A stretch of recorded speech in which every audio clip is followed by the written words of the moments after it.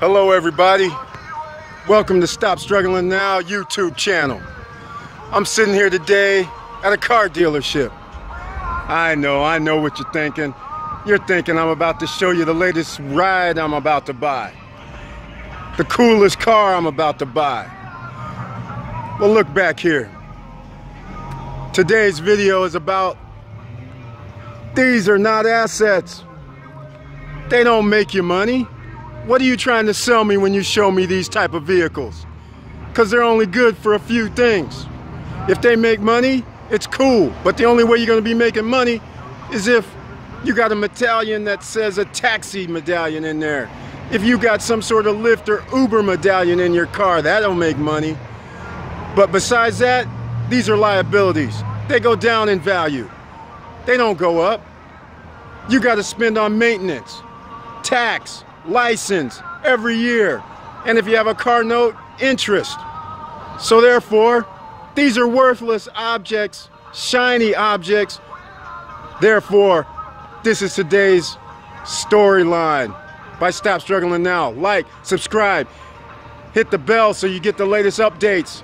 Let's get to it.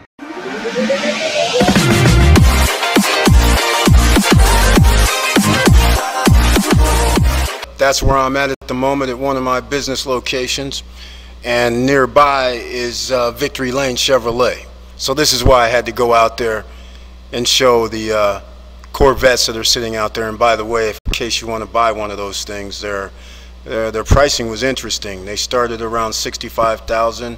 I don't know the brands, and I don't know what the different models are of them, and some had carbon fiber top, some didn't. But anyhow, they went down to around 50 grand. These are 2018s. I thought they were much more than that, but they were at, what was lined up there was ranging from 65 grand to around 50 grand. So they had other ones inside that said clearance, some on the other side that said clearance, so I'm assuming these could be even a lot less. But back to what we're going to be talking about today, because the Zblackcard, that update is going to be at the end of this. And before we get into that, as you can see, I wanted to talk about assets and those vehicles. You see all these people online with Lamborghinis, all kind of exotic cars, cars that are high-end, and you have to ask yourself, what is that good for? No car goes up in value unless it's a rare, exotic vehicle. The ordinary cars that you can buy today, they all go down in value. So when you're sitting there showing me an $80,000, $100,000, $120,000 car, that's nice, but it's not like it's going to go up in value any significant amount over the next 10 years. If anything, it's going to drop down, just like those vets out there. You can buy a $65,000 vet, but in 3 years, 4 years, what is it going to be, 20, 25? That's not a good investment. Come on, get real with all this nonsense. Don't keep up with the Joneses is the rule of the day here. This is Stop Struggling Now. You'll keep struggling if you're trying to keep up with the Joneses and keep holding debt. If the U.S. economy crashes, which all signs indicate to this, in the next year or two, you're not going to like holding debt and they're increasing your interest rates. So what you want to do in the next 12 months, pay down all debt. In fact, when you start talking about vehicles, most people need a vehicle, so it's understandable you may have a loan. But without having good credit, your loan costs you more in interest. So if you had good credit, you could have 0% to about 2.5, 3%. If you have bad credit, it could rise to 7, 8, 9%. And since the feds are going to be increasing the interest rate, you're going to have to pay a higher interest if you buy a car in the near future and do not have good credit. Same thing's going to happen in real estate. If you have bad credit, it's going to cost you more money in interest. And 30 years of paying an extra point of interest is hundreds of thousands of dollars, depending on the value of the house you purchase. So these are the kind of things that you have to look at, and you have to look at what's an asset and what's a liability. A vehicle is a liability. You always have to pay the insurance, the taxes, and everything. So once you understand that factor, asset is when you're putting money in your pocket. And that's what we're going to talk about today. So first up, I wanted to talk about what you're thinking people make and what really people make. Just because you show something, a house, a car, all this stuff that are tangible objects that can go up or down in value, most of the time down in this day and age. But here's the chart.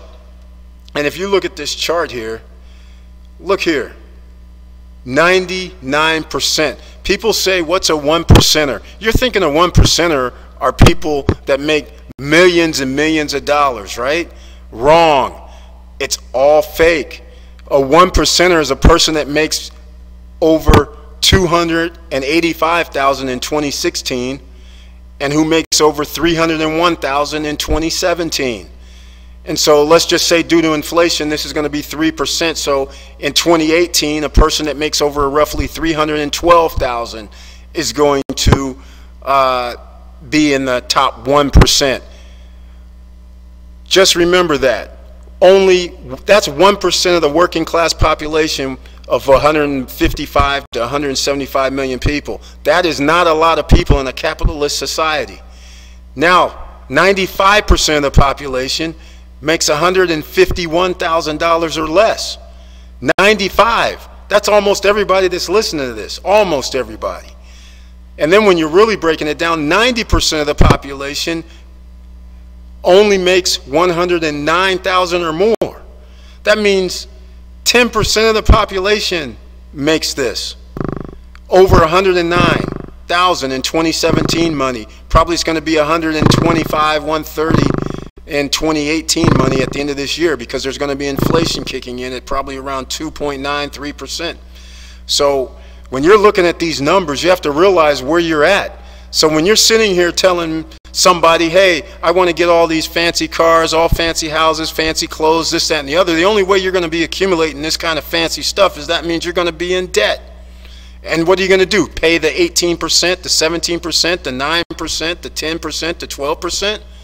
No, you shouldn't even be thinking that, because 75% of the people make $38,000 or less. I mean, $66,000 or less. So when you really start breaking down the numbers, somebody is grossing $5,000, $6,000 a month. That's like only 25% of the population makes more than $66,000. That ought to scare you. It scares me. I'm scared for my daughters.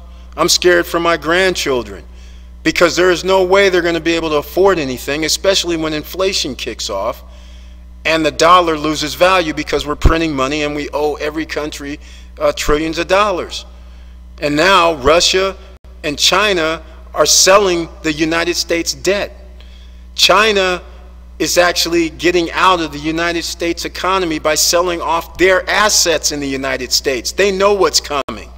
The 1%ers know what's coming. That's why they're trying to off all their expensive homes. They're taking the profit, trying to hold it in cash. So the rule of the day is the assets. Assets and also cash. If you can hoard cash, pay off all your debts, make sure you're hoarding cash for starters. As much cash as you can.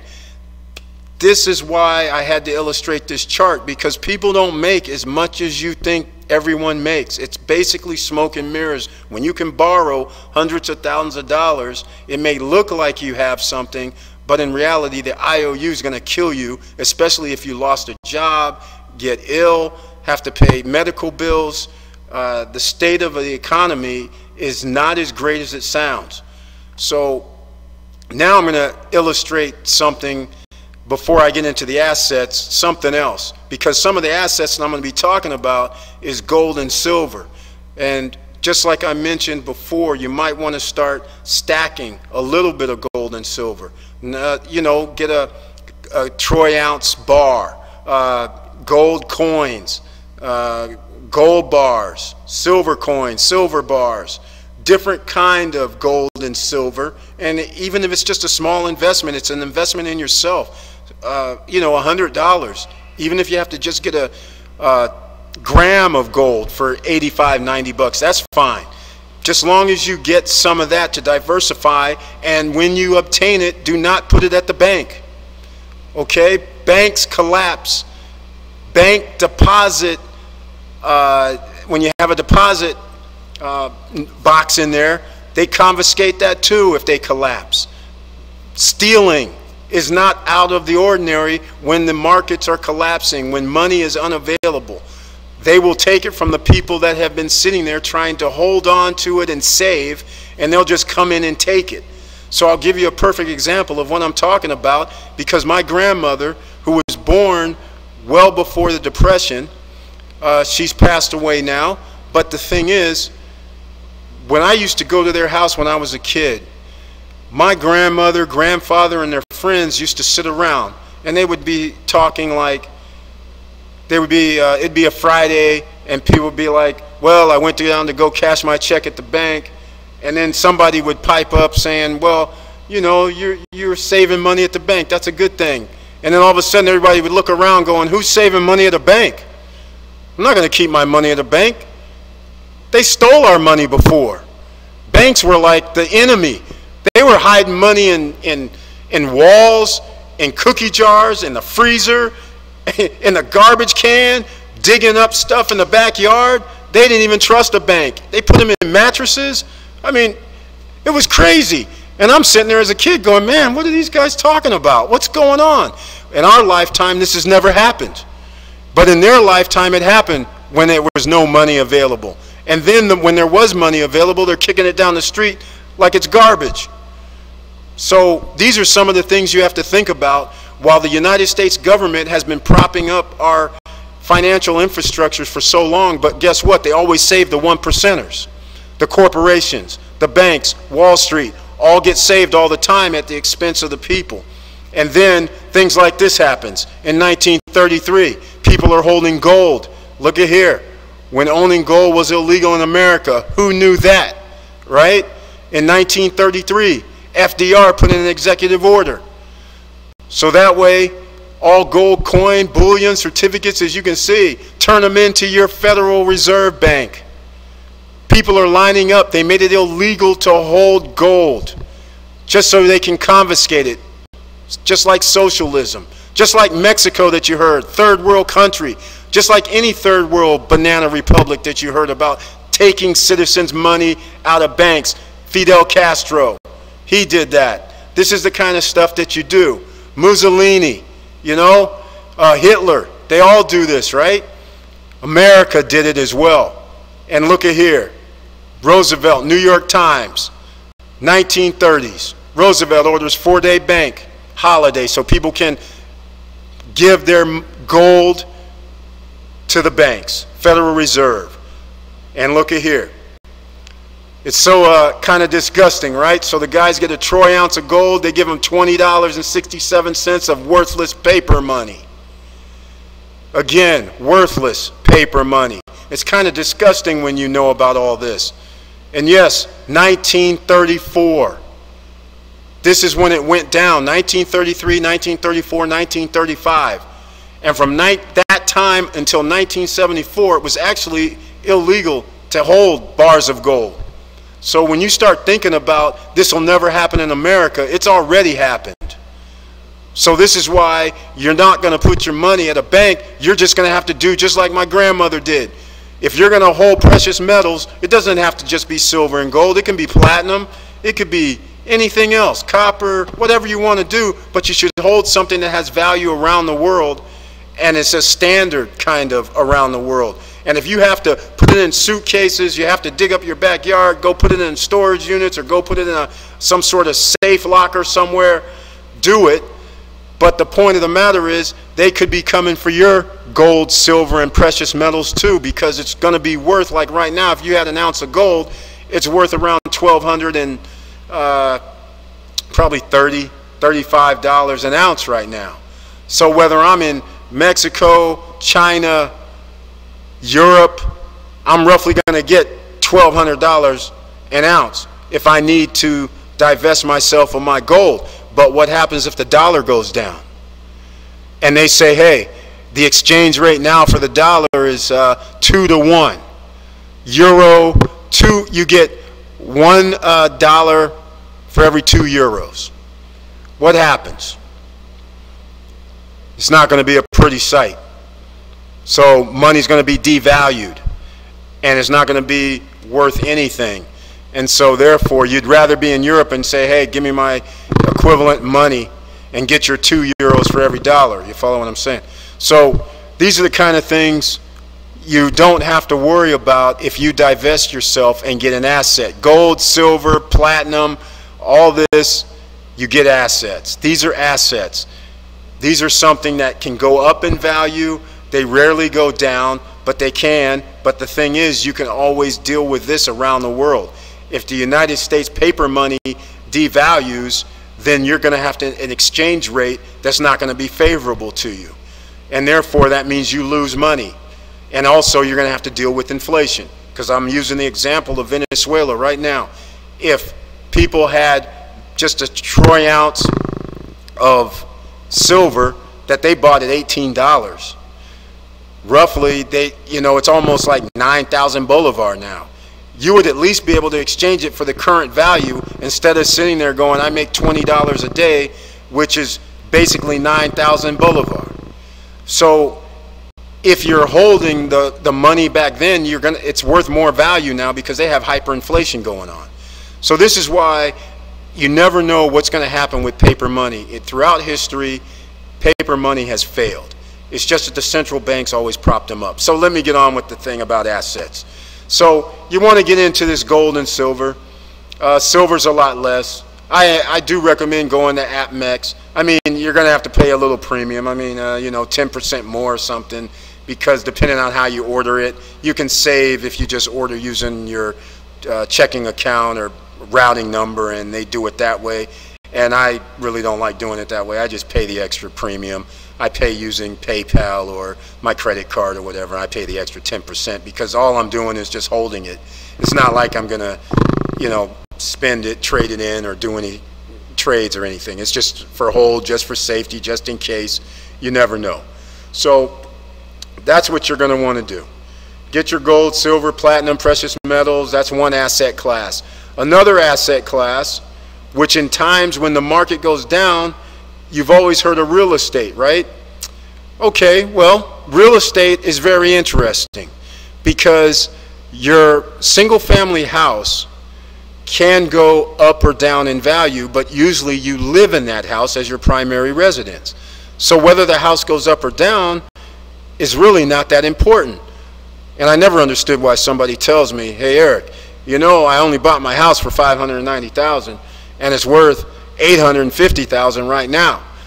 I'm like, good, are you moving? And they're like, what are you talking about? I go, well, then why are you telling me this? So you gained $200,000, $300,000 in equity. Are you moving or something? Because otherwise you can't tap it. The only way you can tap it is getting a HELOC, home equity line of credit, or some refi out some money. And even then, that means you're going to owe more money. So what's the point? You live there. So therefore, that really doesn't have any type of value. So what we're talking about as an asset, though, is not that. Because you're not going to sell your house. Where are you going to live at that point?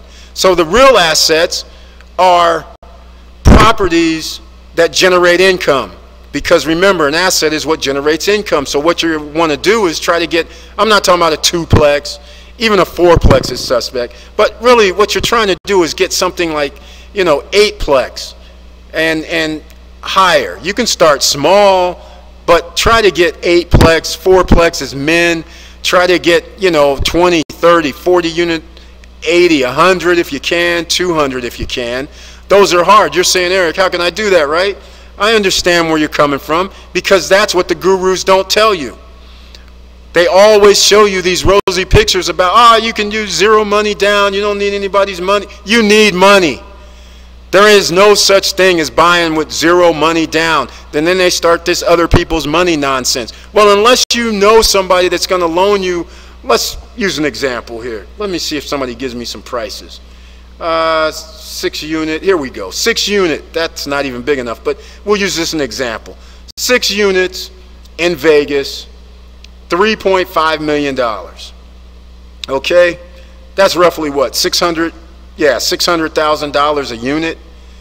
And I don't know, this is panorama, so that probably means they're 1-bedroom units. I doubt if it's a 2-bedroom, but it doesn't really matter. The point is, you're not going to have $3.5 million probably. We already did the chart. We know how many people make above $310,000 a year. Let's get real here, folks. So if you don't have the 3.5 million, then what are you going to have to do? You're going to go to the bank, and the bank's going to laugh at you and go, hey man, you only make like $50,000 a year. What are you smoking? So then you're going to have to look for investors. And investors are going to turn around and say, okay, fine, but you got to put some skin in the game. Where's your 20, 25%? And there's where the problem comes in.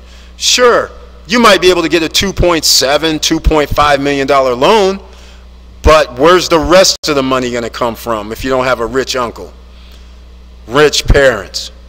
And that's where everybody gets stuck. Meanwhile, you're paying those $1,500, $2,500, $3,500 fees to go to these real estate seminar things, and then you find out all they're doing is borrowing money from the people that come to their classes trying to invest in their projects. But that's one of my little pet peeves. But anyhow, let's get back to this. So the bottom line of the story is you're going to have to come up with $700,000, $800,000 out of this number. And that's where you come out of, you can't do it. You're sitting there going, man, I found the deal of a century. We have net operating income at a positive number that I like. That's after expenses and everything. After you collect rent and after all expenses, you have positive cash flow. And that's an asset because you have positive cash flow and it's not from your work. So now you're at the beach and your property's earning you, it doesn't really matter. Whether it's $10,000, $20,000, $30,000, that's what it's earning you. That's an asset. But in order to get into that asset, you have to know somebody or some place where you can get $500,000, $600,000, $700,000, or you have to be able to structure a deal where you can, where there's enough profit. Maybe the guy will do a carryback, but these days, most of the time, you're going to need skin in the game. And therefore, that is where the hiccup comes from. And next week, I'm going to have somebody on. Well, actually, I shouldn't say next week. I don't want to pigeonhole myself. But in the next 2 weeks, I'm going to have someone on that can help with financing. This is what the gurus never tell you. They hold it out to themselves, and then they don't let you know in reality how they're getting funding. So I'm going to have someone on that can possibly help you with that. But anyhow, let's get back. So we're going to talk about this Dean Martin Drive apartment building that you're going to get need a $2,700 loan. They're going to look at $2.7 million loan. They're going to look at you going, where's your $750,000, $800,000? You're going to be like, I'm sorry, I don't have that. This is an awesome deal. And it makes $20,000, $30,000, $40,000, $50,000 a year NOI. It'd be awfully nice, but you can't do it. Now, that's why you start small. That's why you look for something a little smaller. And that's why you might have to go to a different territory. You might have to go to Oklahoma, to, you know, Tennessee, Mississippi, Louisiana, Texas, where somebody might be looking to get out of their property and they only have the smaller 8 units, 4 units, where you might only need $10,000 or $15,000, and that may be much more doable than trying to come up with $600,000 or $700,000. But if you can obtain an asset that generates income, real estate, a multi-family real estate is a way to go. Another way to go is in times of crisis, people move into apartments. That's why you might want to consider this. And people store items because they have to move out. And now you need 1 unit, 2 units, 3 units, and storage units are good. So if you can go on, I'm on LoopNet right here. Generally, LoopNet is just a place that it's been scoured about. And if it's on LoopNet, it's generally kind of like leftovers is what I call it. But you just never know when you find something. Because you just have to scour about, and if you turn that into your job of saying every hour or an hour a day, I'll look on LoopNet and see if there's anything, or look through, I mean, even Craigslist, people put stuff on Craigslist still for rental, for multi-family units for sale. You scour about, you might find a diamond in the rough. But you have to be careful, because whenever you look at multifamily, if I'm going to get into this, I guess I can get into a little more, but you got to be careful. Just because somebody says that it makes, here we have a 200-unit apartment, it makes 150 to well, it says on the numbers, it says we make $250,000 after expenses, right? Okay. So, you know, you're going to need to get their P&Ls. You're going to have to get their certified tax documents from an accountant, because people lie. Whenever there's money involved and there's large sums of money, people will lie. They will forge documents. Let's get real. This is how America is. A lot of stuff is based on the art of theft, not on the art of the deal, not on the art of the honorable deal, not on the handshake, not on the contract. So therefore, you have to double check and triple check that what they're sending you over is legitimate.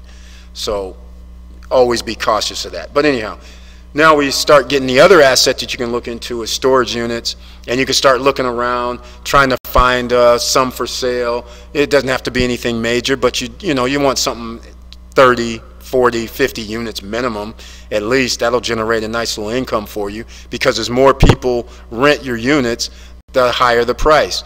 I'm sure you can look online right now. You can go to U-Haul or Public Storage, and in certain parts of the country, you look and there'll be something on sale where they'll say, okay, for 1 year, a 10 by 10 is $79 a month. And then once that unit is gone, because now they've upped their occupancy rate to over 90, you can go back a month later and all of a sudden you'll look at a 10 by 10 and it'll say, oh, now it's $140 a month. That's because it's a law of supply and demand. So you get to charge more money as less units are available. So that's an asset class. So those are the two asset classes that you may start wanting to look into. And stocks could be considered an asset class, but the thing is, stocks go up and down. And if you're going to have a stock, you might want to have a stock that has dividends. I'll give you a perfect example. But you have to be careful, because the stocks go down in a recession. So now if you're good at trading stocks and know what's going on, then of course you're going to buy when the bottom indicators show up. But I'll give you a perfect example. I hold GE, and GE, I got it at least I thought it was a decent price. It was around $14, $15. I don't remember the number because I'm holding it. So it's actually dropped even since then. They used to give like a 25-cent dividend every 3 months, and all of a sudden they dropped it to 12, so that 12 cents now, and the price of the share has went down. At one time they were at $25, $26, $27 a share, and over the last year and a half, 2 years, it's dropped down to 13, 12, 11. Crazy. So Dow Jones Industrial Average, if you took a chart, if you look at a chart, you see that it goes up, and it's been going up. But here's the funny thing. You've been manipulated. The Dow Jones has like 30 of the top companies. General Electric, I believe, was on there for over 100 years. But because it started going down in the last two and a half years and dragging on the Dow Jones Industrial Average, guess what? They took it off the Dow Jones. They replaced it with another stock that is rising. So it makes it look like it's increasing. It's manipulation. It's fake. So a good thing that only, you know, the top like 20% of the population actually deals in stocks, but the 1%ers, that's their little gambling hall. They're propping it up. They're doing all of this so that we, the ordinary citizen, the OC, believe that the market is doing well, jobs are doing well, everything's doing well, when in fact it's not. They're propping it up. You have to understand what's going on. And that's why you see me scroll over here to this, why are corporations hoarding trillions of dollars? Because they're not reinvesting into the workplace. They're not building, you know, manufacturing facilities. They already know what's coming. There's going to be a little crash, and they're going to have all the cash to just take up whatever's left over. And now the income equality gap gets larger and larger between the have and have-nots. Because if anybody thinks that that you're doing well at making $50,000 a year or $60,000 a year in America, you're going to have another thing coming, because when inflation kicks in and interest rates go up and food costs more, gas costs more, your energy bill costs more, it's going to be a struggle. So these guys who are the top 1%, even the top 10% of the earners, they get to scrape up everything that's left over from the devastation, and then gets to sit around when there's a little recovery that they manufactured in the first place, and they make profits on the way down and they make profit on the way up. So that is why you have to pay attention, folks. And so those are the asset classes I'm going to talk about today, and then I'm going to get into this Zblackcard update. Now, there's been people who've talked about this Zblackcard like it's the latest thing since sliced bread. Now, you know my previous video. You're going to have to check it out when I did a review called Is Zblackcard a Scam? It's not that it's a scam. It's just that the way they structured it initially was that it's a prepaid card. That's how it was sold with other products, like I said, the pet tags, some Z license for your medical. It was basically a prepaid card. They were getting probably some movement. And then like 6-7 months back, I'm assuming, I got wind of it in April, that they were adding the $10,000 trade line or credit booster in the mix, which I thought would help people out with their credit score, because it's a primary trade line, and if somebody can get up to $10,000, you can either have a $1,000, $2,500, or $5,000. You can double it by becoming an elite member down here at the bottom. I'll just briefly go over it. So when you become an elite member, it doubles whatever you decided to join in at, whether it was the 1,000 level credit booster, 2,500 or 5,000. These would double. And this is your monthly payment. And once again, I'll reiterate, the monthly payment, you don't get anything. So I felt that it was worth getting, at least if you had a trade line, that might be worth doing. And plus the fact, this allows you to turn it into a business. You tell other people about it, they come over here and sign up, and just like my link is down below, you'll see it, and you fill in your email, you order whichever program you want to start on, and the cheapest way to get in is $90, and the most expensive is around $400. So here's my review. Again, the update is, no, the trade line has not posted, and now even I invested $320 because I became an elite member in April. I faithfully paid $70 in May.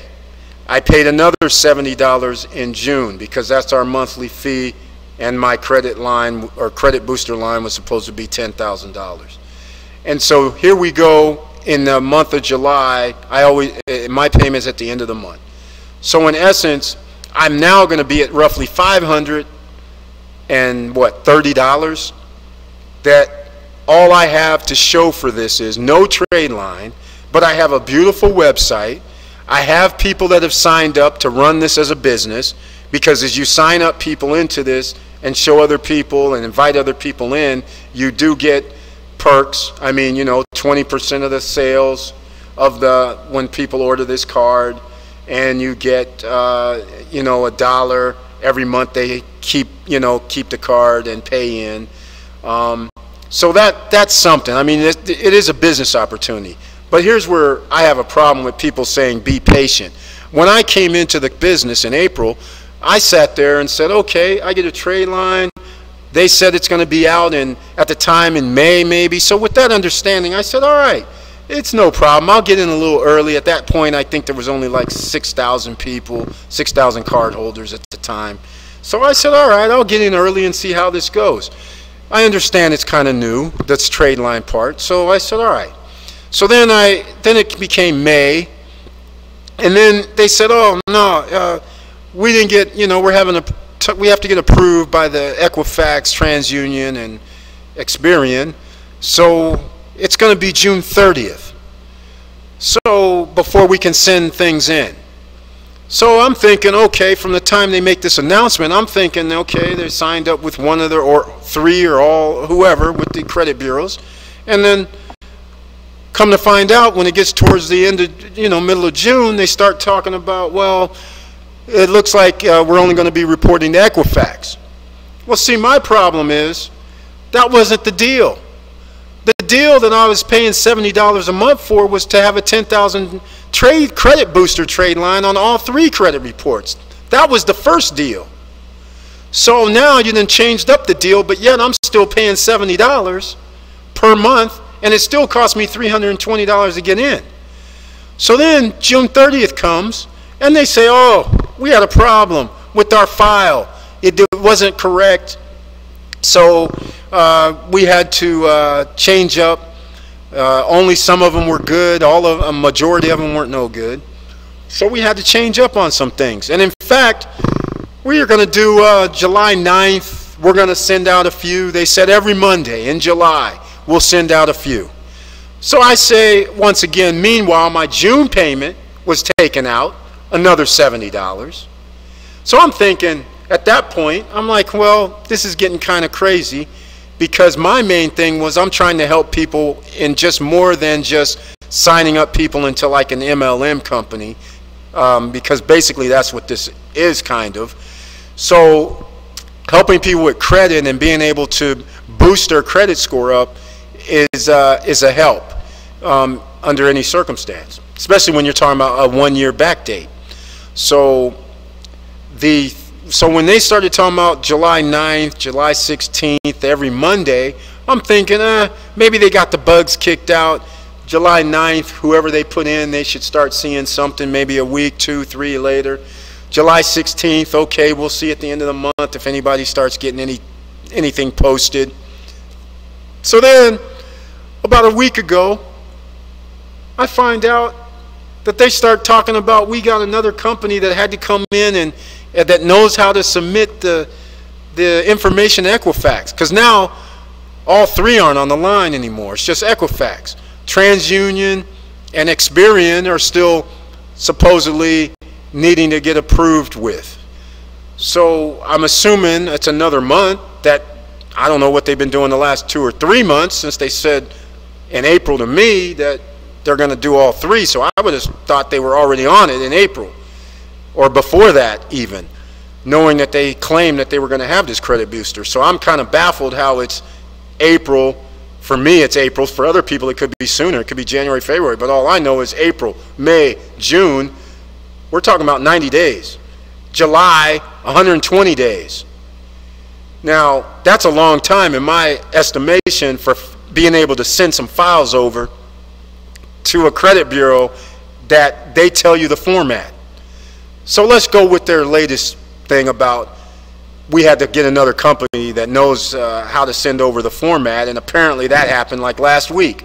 So now I'm supposed to believe that the trade line is supposed to post when?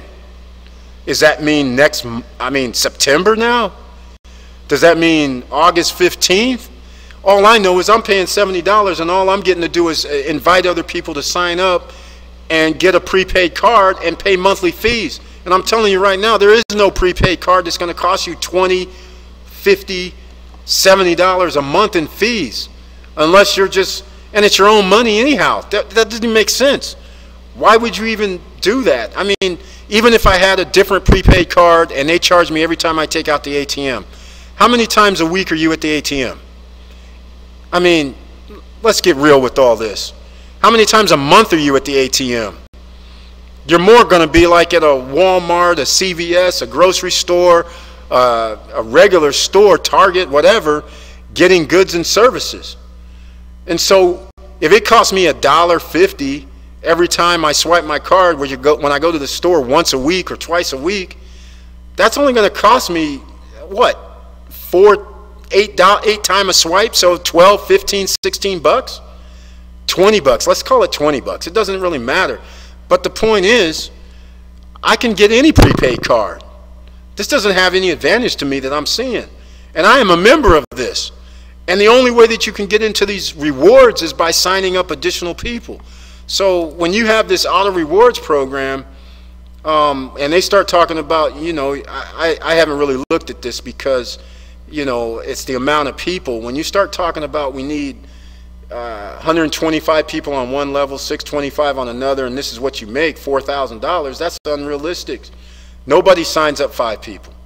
But anyhow, I just wanted to give you an update on the black card. I'm not going to get into it in depth, but that's just my feeling, since I actually spent at this point $530, and all I can do is invite people in to be on the prepaid, get this black card opportunity and share it with other people. That's the way you make money.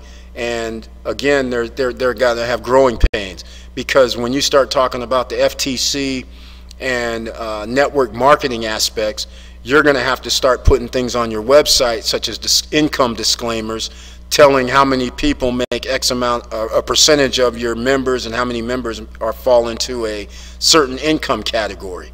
From what I can tell, I probably have to send a message to the home office, but I don't know. Here we go. Earnings disclaimer. See, they don't have any numbers here. You're supposed to have numbers here that clearly says there's what percentage makes at this level, because they have now they have levels, like I don't know really, but they have levels, ruby, platinum, I believe, different levels. So don't quote me on that. I just haven't been up to it because I'm waiting. I have other people invited. They're doing the business opportunity. They're doing all that, but I'm kind of waiting on the credit booster, because that's what I deal with. You know, I deal with helping people with their credit, and and that's what we talk about. So, and with that, the last thing is authorized user trade lines. I'm going to be posting a video in a few days, and I'm going to offer a few authorized user trade lines. They're going to be anywhere from 1 year old to probably 7 or 8 years old, and it's pretty simple. You're just going to pay, I don't know the numbers right now, but you're going to pay, and then you get it added to your as an authorized user to your credit file, and it'll be for anywhere from 2 to 3 months, and then it'll be off, and it temporarily can boost your credit score. And if you need to go out and get some sort of credit or loans or whatever you need your credit file for, it'll give you a temporary boost, hopefully of 30 to 40 points, maybe more. But your credit kind of has to be clean to begin with. In other words, you can't have like 10, 15, 20 collections on there or something like that. That's not going to help you. I mean, you can have one. It also depends on the amount as well of the collections. And it also depends on age of the collections, because the older the collection is, then it will help you a lot better than if the collection was last month. So stay tuned for the new videos. Please like, subscribe, hit the bell by the subscribe button so you'll get the latest updates. And I look forward to talking to you next time. Keep your head up, stay out of trouble, and let's get to it.